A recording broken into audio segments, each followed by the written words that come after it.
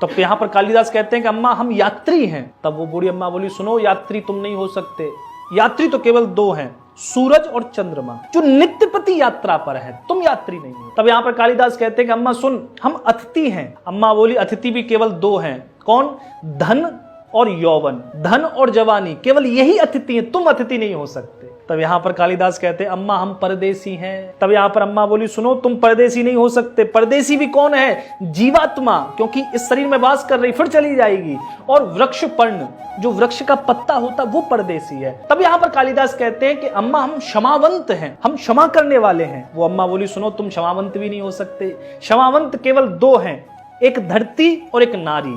ये धरती सब अपराधों को क्षमा करती है और एक नारी भी तुम्हारे सब कुकृत्यों को क्षमा कर सकती है, केवल वे ही क्षमावंत है। तब यहाँ पर कालिदास बोले, अम्मा हम गरीब हैं। अम्मा बोली, तुम गरीब भी नहीं हो सकते। गरीब कौन है? गरीब बकरी है, जिसका मेमना कटने जा रहा है, वो बकरी गरीब है। और वो कन्या गरीब है, जो अपने माता पिता के घर में रहती है और फिर बाद में पता चलता है कि वो घर उसका नहीं है। अंत में कालिदास लौट गए चरणों, अम्मा हम हार गए।